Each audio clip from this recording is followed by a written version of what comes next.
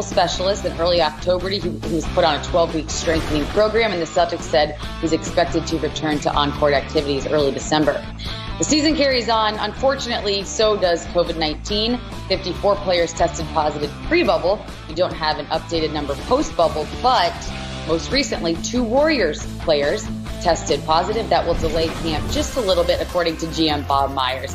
Hey, everybody, I'm Allie LaForce. Joining me is my long-lost partner, Brendan Haywood. Yes. What's going on, Brendan? What's going on, Allie? Good to see you. That jacket is fire. Hey, you got to pull the hair back so people can see what you got going on there with that jacket. Yeah. It's kind of like part blazer, part denim, the casual home look, but still keeping it professional. You like it? Yeah, I'm rolling with it. I'm rolling with it. I love it. Glasses on point, as always. Lots to talk about today. December 1st, meaning the NBA season starts this month. The offseason shorter than normal, but that didn't stop the best teams from getting better, and lots of action in free agency in the trade market. So players have been talking to the media leading up to the start of practices, and I can't think of a better place to start than the reigning NBA champion and the king, LeBron James. Happy to have Mark, another champion. Yeah. Yep. One with the Raptors 2 years ago, who I've always loved. Yeah. Mark has my Defensive Player of the Year trophy at his house.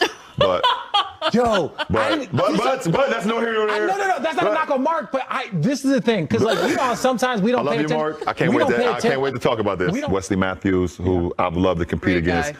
and his father is a former Laker as well. Oh, that's dope. So we got two guys. Trez. We got 2 guys who have family Laker ties. Yeah. And then we get Trez. How Trez it? Now we got Trez. How Trez ended up here with the Lakers? We knocked So Trez basically, was the Braun next isn't playing until February. First of all, Trez was the next door neighbor. We knocked on his door and said, do you like Yeah, he what's said he going felt on like the right here? Clippers didn't like what was going on. How did Trez We knocked end on up his with the door Lakers? and we landed Trez. I mean, That was honestly like the moment of free agency where everyone was like, what? Yeah. yeah, including some of his teammates. That they actually put that on social media. It's not like I'm making it up. They said, what?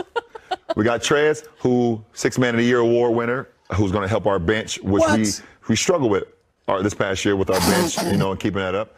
And then You've got the runner-up. And then we got the runner-up, 6th Man of the Year award, and Dennis Schroeder. So That was a pickup. Who I call his nickname. I don't know if you like it or not. We have not had the conversation, but he's Dennis the Menace. Dennis the Menace. Because That's I a love great what he nickname. brings to the game. Great movie. His tenacity. He's a dog. You gotta let him go. He gets under the skin. He's a Richard Jefferson, Draymond Green type guy where if he's your teammate, you love the shit out of him. If he's not, you can't stand him. The Defensive Player of the Year joke or dig, whatever you want to call it, was referring to 2013 when LeBron finished 2nd place to Marc Gasol. And, of course, he went on to win NBA MVP and Finals MVP that year. So I don't think it was as important then as it is maybe now looking back. But was that not the look of winning, of relaxation and pure confidence we saw from LeBron James right there? LeBron looks so confident. He looks so calm and cool. And he just looks relaxed. He looks like he's in just a really calm place right now. I love seeing LeBron like that. He knows the season's about to kick off, but he's still enjoying that championship. LeBron looks like he has a little bit of a championship glow to him, Allie. What do you like most about the Montrezl Harrell move? What I like most about the Montrezl Harrell move is that now the Lakers get a little bit more pop off their bench, which was a problem for them last year. And then on top of that, everything that people, let's say, dislike about Montrezl Harrell will be covered up with the Lakers. When you look at the fact that Montrezl, he isn't a great shooter, but he can roll to the basket, and AD can replace and give them the shooting they need. Let Montrezl go wild inside. Montrezl obviously has some problems defending in the post, but that's what Anthony Davis is going to do. I think Montrezl complements this team well. I think him and Anthony Davis are going to fit seamlessly and perfect. And I like where this Laker team is. The best team in the league just got off season. Rob Pelinka is already my GM of the year. No doubt. How do you see Dennis Schroeder fitting in and contributing? Oh, I think Dennis Schroeder is going to fit in just fine because we saw what Rondo did for them last year. Dennis Schroeder, obviously a lot younger than Rondo, playing at a higher level than Rondo is right now. So I think whether he comes off the bench or he starts, that seems to be a little bit of a point of contention with Dennis Schroeder. He wants to be a starter. Wherever he comes off, he's going to help this team, and it's going to be an upgrade. So I like everything that the Lakers have done so far. It's like they have to be the favorites this year. It looks like they probably have a good chance to repeat. Hashtag winning, winning, winning, winning sums up the Lakers offseason. All right, let's move on to a team who also potentially got better, theoretically got better. The Phoenix Suns, who are looking to end a decade-long playoff drought, they signed Chris Paul, which was huge. Here's their head coach, Monty Williams, on the signing of Chris Paul. We added a first ballot Hall of Fame point guard to our team. Obviously, that comes with a bit of sacrifice, but we felt like it was one that was more than worth the risk. And we felt like there wasn't much negative risk. We felt like the reward for trading for a guy like Chris and for me, reuniting with him was a bonus. We still feel like it's going to improve our team.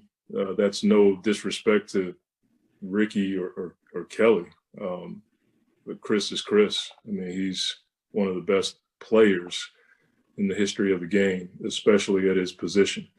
He may be the best point guard of this era.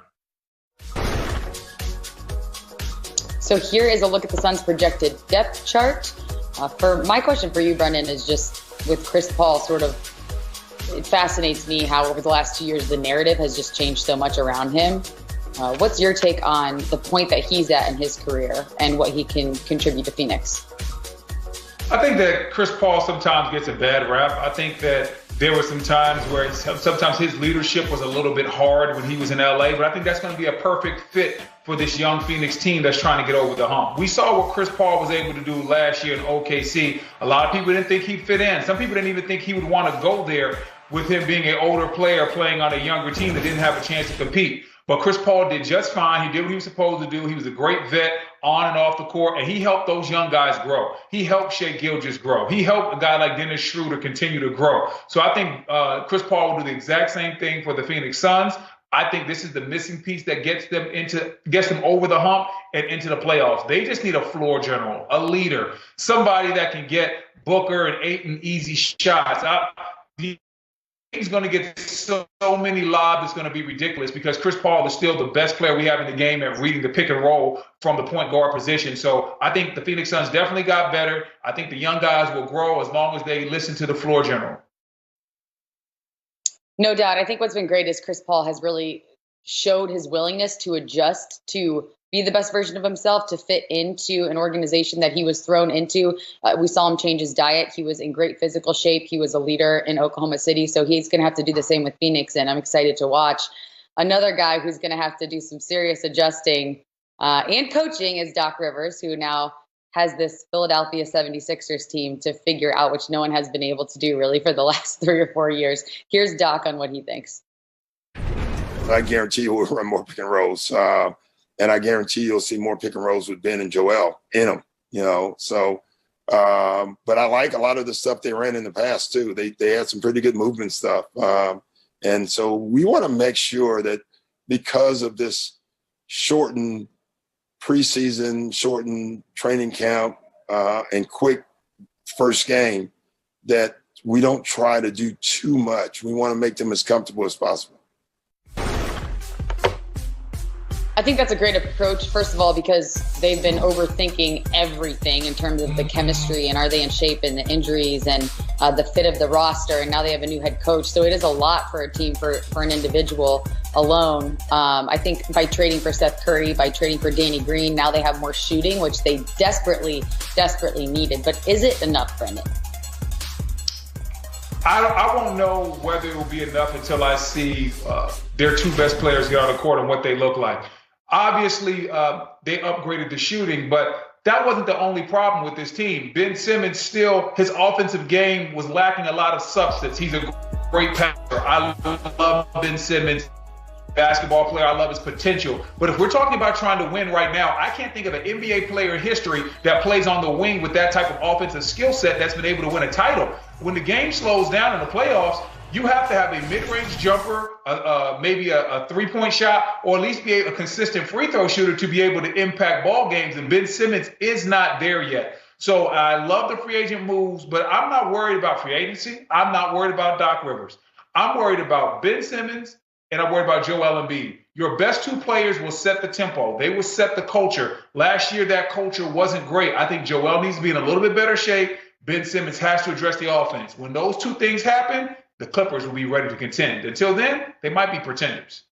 Right. It's like getting shooters doesn't let you off the hook if you're Ben Simmons. It takes less pressure off of you to do something you're uncomfortable at, which is shooting more three-point shots. But he has been working on that part of his game. That's what's so fascinating about the conversation about Ben Simmons is you see him getting up hundreds of three-pointers in practice in the offseason. He just has to allow that to translate to the game. Now that they have more shooters, he can focus more on mid-range. Maybe that'll be more comfortable for him. All right, Brandon, Paul George and Kawhi Leonard are running it back in black. Can they find a way to make a championship run? That's the question, though. We'll see when we return on Game Time. I love the jerseys. Kind of have like a Darth Vader-ish look. That's how people are describing them. Also, by the way, the Clippers collaborated with the designer for the Make Your Mark campaign. So they're having monthly events during the regular season where the Clippers are going to host digital workshops for high school students. So Inner City Arts, the Los Angeles Unified School District are some of the people involved. Really cool stuff around the jerseys. But the big question is, after we watch the Lakers win the offseason and make moves left and right, after the Clippers blew a 3-1 series lead against the Denver Nuggets in the Western Conference semifinals, what did they do and what are they going to continue to do to try to move the needle? They lost six-man award winner Montrezl Harrell. We talked about that earlier. Then they added Serge Ibaka. What does that move exchange do for you, Brendan? Well, listen, when you first look at it at face value, you say, well, they lost Montrezl Harrell, they replaced him with Serge Ibaka. You think, well, that's a net negative for the Clippers. But in actuality, it's not. Serge Ibaka is somebody that has a previous relationship with Kawhi Leonard. The relationship Montrezl Harrell was partially a problem.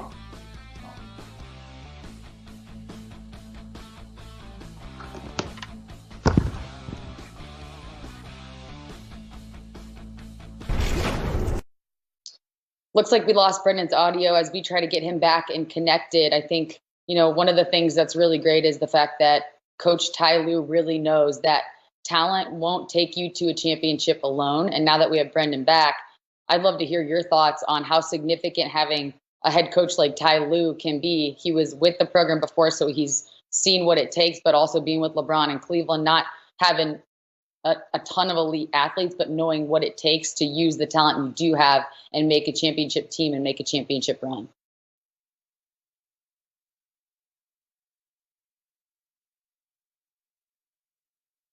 Okay, we lost you again. We'll keep on working on getting Brendan back because we love Brendan. We miss Brendan. Meanwhile, concerning the Clippers, we do have some news that just came in before we started the show. Reggie Jackson signing a one-year deal. He played just 21 minutes in 17 appearances leading into the postseason last year. Those minutes dropped to 14 minutes per game in the 12 playoff games he played. But he can push the pace. He's a solid offensive point guard. His per 36 minutes are pretty solid the last two seasons, 18 points per game and 6 assists while also shooting threes. He can be, a guy that can give some really great minutes to players that need breathers. We know that health was a little bit of an issue for the Clippers, just in terms of having to rest certain players throughout the season. Now with the even shorter offseason, that could be a really big concern. So we'll have to keep our eye on how the shortened offseason affects this Clippers team. No doubt about that.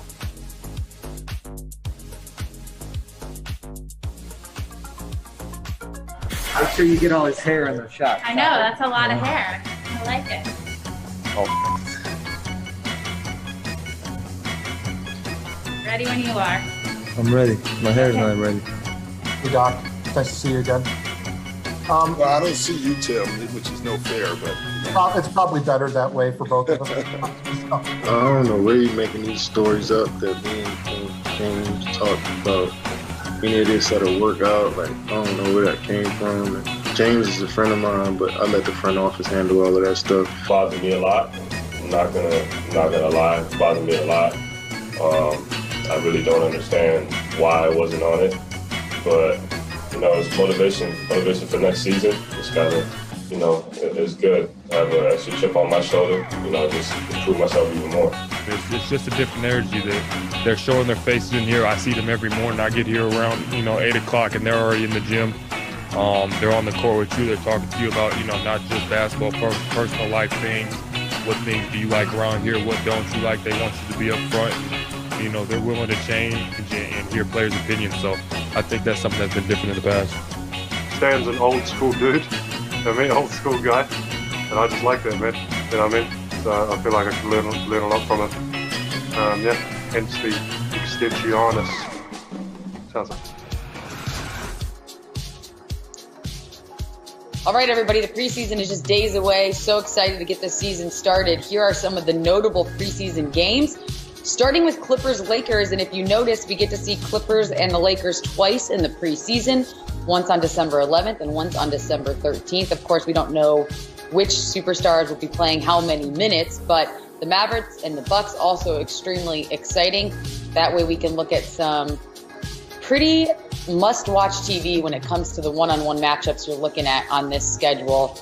I mean, if you want to just talk about the fact that December 12th, the Mavericks and the Bucks are playing, and that's Giannis versus Luka, that is must-see TV. Giannis flying up and down the court, dunking the basketball, shooting threes like we saw him improve at last season, and Luka, who just apparently has absolutely no ceiling when it comes to his game. He was so incredible to watch last season. When you talk to his teammates, all they tell you is he's unselfish, yet you watch him play and you think, this guy could be a one-man show in and of itself. His ball handling just improved as the season went on, and he was just so awesome with his court vision, wise beyond his years, and somebody that I can't wait to watch this season, no doubt about that.